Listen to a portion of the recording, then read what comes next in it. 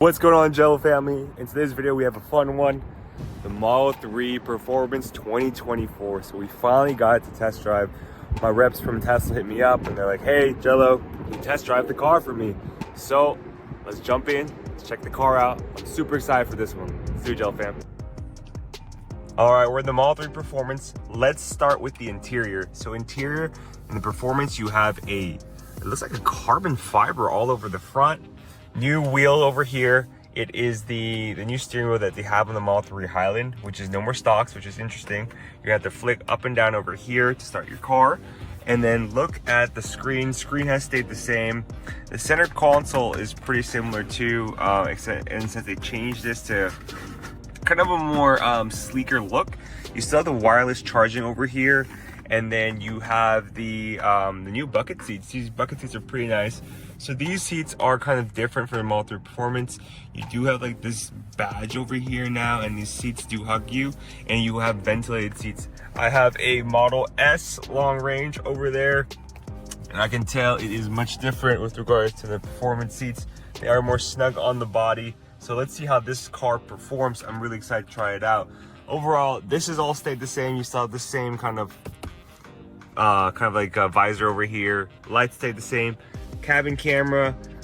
You have the hazard lights up here, and then you got basically the interior in the back.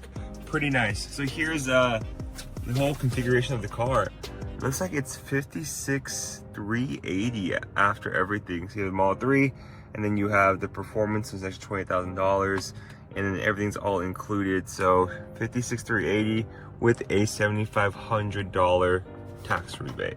All right, let's jump in this bad boy. Also, forgot to mention this over here. All stayed the same. Looks very nice. Interior is mainly the same. It just like so changed the seat, as well as the screen. No more stock. So we're gonna see how this car performs.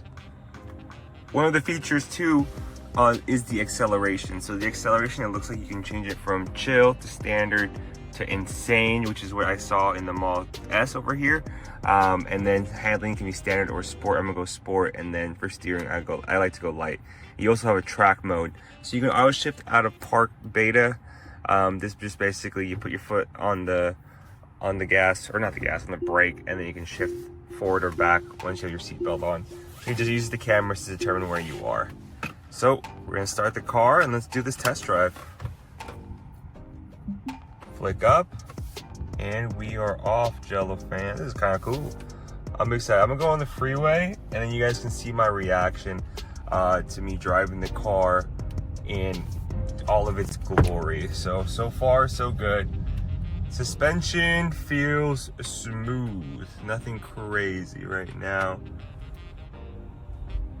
Ooh. Yeah, and those of you curious, I have a Model S. I've had the first Model 3 Performance, or not the first one, but the ones with the Uber turbine wheels, and then now we're test driving this just to see how it feels, how it looks, see if we like it. So we're at kind of like a full stop. I'm gonna actually take it to the back roads first. All right, guys, so we're driving just on the back roads. All right, a little bit bumpy suspension here. Cabin noise is really quiet though. I think it's a lot quieter than the typical Model 3 where you're driving and you just hear a whole bunch of wind. I was in a kind of like earlier 2018 Model 3 just for a rental because I had it on service, and that cabin noise was super loud.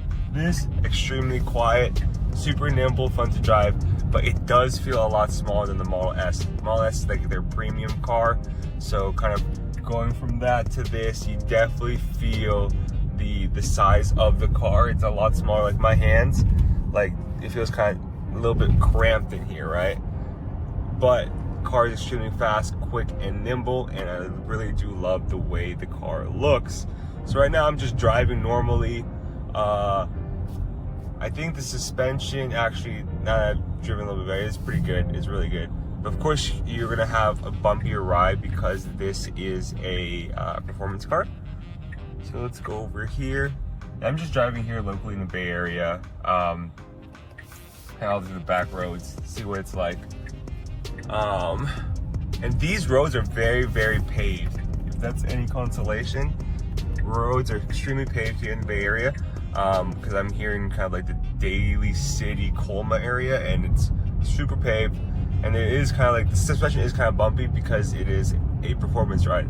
I've noticed on the rear-wheel drive and the long range, it is a little bit better because you're on smaller wheels. So you're gonna have a smoother ride, more range, but it's not gonna be as fast, which is unfortunate. So let's go.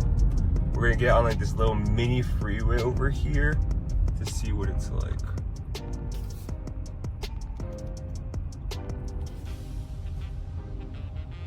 All right, guys, we're gonna accelerate. 3, 2, 1, go. Let's see the 0 to 60. Whoa, that's quick. That is quick. Kind of crazy. So we're gonna put it on autopilot now. You just press that button over here and the car goes on autopilot.